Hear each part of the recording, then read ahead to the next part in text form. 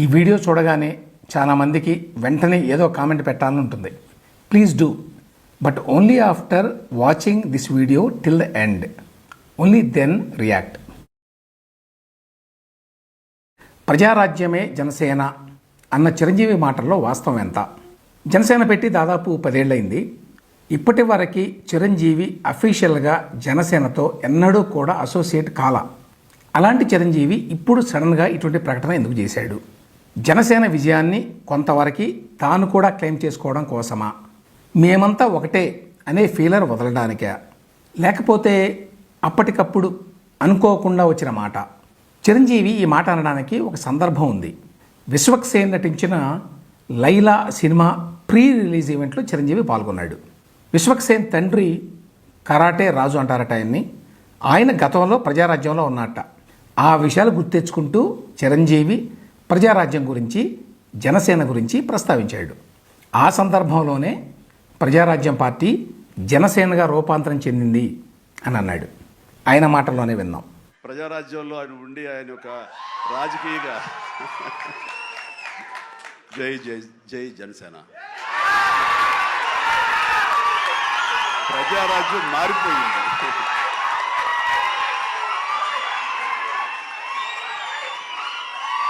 ప్రజారాజ్యం రూపాంతరం చెందింది జనసేనగా. I'm very happy. అయితే చిరంజీవి మాటల్లో ఎంత వాస్తవం ఉంది? ప్రజారాజ్యం పార్టీని చిరంజీవి 2008లో పెట్టారు. ఆ పార్టీ 2009 అసెంబ్లీ ఎన్నికల్లో పోటీ చేసింది. 18 మంది ఎమ్మెల్యేలను గెలుచుకొని 3వ స్థానంలో నిలిచింది. అయినా పార్టీని నడపలేక 2011లో ప్రజారాజ్యం పార్టీని కాంగ్రెస్ పార్టీలో విలీనం చేస్తున్నట్టుగా చిరంజీవి ప్రకటించారు. అంతకుముందు ప్రజారాజ్యం పార్టీలో చురుగ్గా వ్యవహరించి ప్రచారం కూడా చేసిన పవన్ కళ్యాణ్కి ఇది ఇష్టం లేదని చెప్పి అప్పుడే చాలా వార్తలు వచ్చినాయి. ఈ మాటని పరోక్షంగా పవనే చాలాసార్లు చెప్పాడు. ఆ టైంలో అన్నదమ్ముల మధ్య కొంత గ్యాప్ కూడా వచ్చింది. ఆ తర్వాత ఖచ్చితంగా 3 ఏళ్లకి 2014 మార్చిలో పవన్ కళ్యాణ్ జనసేన పార్టీని స్థాపించాడు. అయితే జనసేన పార్టీ ఆవిర్భావం అప్పుడు కానీ, ఆ తర్వాత మరి చాలా కాలం పాటు కానీ చిరంజీవి తన తమ్ముడు పార్టీ గురించి ఒక్క మాట కూడా మాట్లాడాల. దీనికి బహుశా కారణం ఏంటంటే చిరంజీవి అప్పటికి కాంగ్రెస్ పార్టీలోనే కొనసాగుతున్నాడు. అంతేకాదు విలీనం ఒప్పందంలో భాగంగా చిరంజీవిని కాంగ్రెస్ పార్టీ 2012లో రాజ్యసభకు పంపింది. ఆ తర్వాత 6 నెలలకి 2012 అక్టోబర్లో చిరంజీవిని union minister of state independent charge for టూరిజంగా మన్మోహన్ సింగ్ మంత్రివర్గంలో నియమించింది. రాష్ట్ర విభజన తర్వాత కూడా చిరంజీవి కాంగ్రెస్ పార్టీలోనే కొనసాగాడు. 2014 ఎన్నికల్లో కాంగ్రెస్ పార్టీ తరఫున ప్రచారం కూడా చేశాడు. 2018 వరకు ఆయన కాంగ్రెస్ పార్టీ తరఫున రాజ్యసభలో సభ్యుడిగా కొనసాగాడు. రాజ్యసభకి ఆయన ఎప్పుడో కానీ అటెండ్ కాలేదు, అది వేరే విషయం.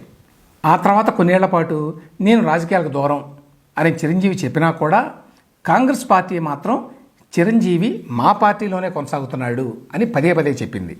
2022 కాంగ్రెస్ ప్లీనరీ సమావేశాలకి చిరంజీవిని పీసీసీ డెలిగేట్గా కూడా పిలిచింది.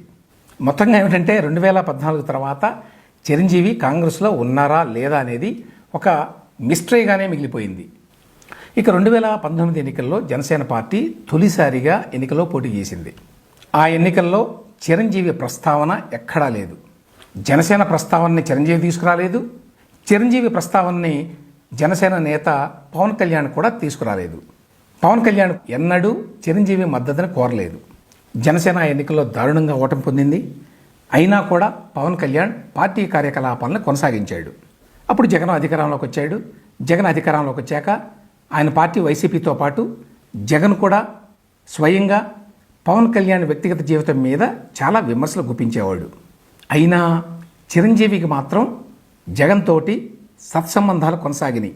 3 రాజధానుల కాన్సెప్ట్కి ఆయన మద్దతు పలికాడు. ఆ మేరకు ఒక ట్వీట్ కూడా చేశాడు. ఆ తర్వాత జగన్మోహన్ రెడ్డి ఆయన్ని తాడేపల్లిలో తన ఇంటికి లంచ్కి కూడా పిలిచాడు. ఆ తర్వాత చాలా కీలకమైన 2024 ఎన్నికల్లో కూడా జనసేనకి చిరంజీవి బహిరంగంగా మద్దతు పలకల. అయితే ఎన్నికల ఖర్చు కోసం పవన్ కళ్యాణ్కి ఆయన పార్టీకి 5 కోట్ల రూపాయలు సాయం చేశాడు చిరంజీవి అని వార్తలు వచ్చినాయి.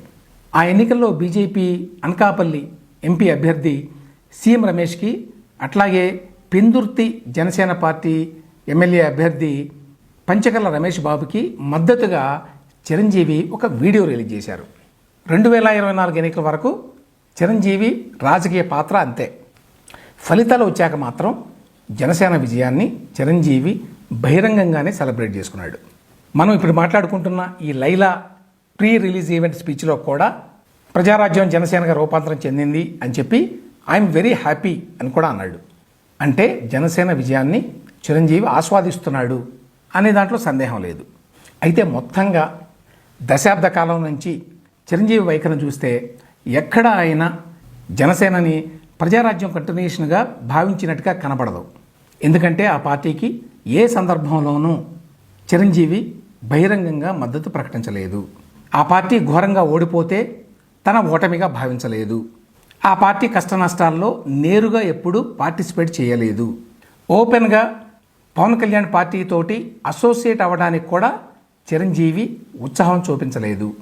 అలాంటిది ఇప్పుడు చాలా కష్టాల తర్వాత జనసేన ఒక గట్టెక్కిన తర్వాత ఆ విజయాన్ని ఓన్ చేసుకోవడానికి చిరంజీవి ప్రయత్నించడంలో ఔచిత్యం కనిపించదు.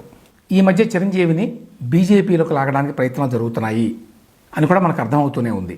కాకపోతే వన్స్ బిటెన్ ట్వైస్ షై అంటారు ఇంగ్లీష్లో. అట్లాగా నేను మళ్ళీ రాజకీయాల జోలికి రాను అని చెప్పి లైలా ఈవెంట్ తర్వాత మళ్ళీ చిరంజీవి ఒక ప్రకటన చేశాడు.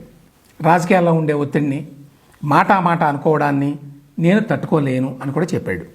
బహుశా అది వాస్తవం కావచ్చు. ఎందుకంటే ఒక యాక్టర్గా చిరంజీవి ప్రతిభను గుర్తించేవాళ్ళు కూడా ఆయన రాజకీయాలకు తగడు అనేటువంటి అభిప్రాయాన్ని కలిగి ఉండొచ్చు. కానీ ఒకటి మాత్రం చేదు నిజం, కాంగ్రెస్లో కలిసిపోయిన ప్రజారాజ్యానికి జనసేన రూపాంతరం అనడం చిరంజీవి తనని తాను మోసం చేసుకోవడమే.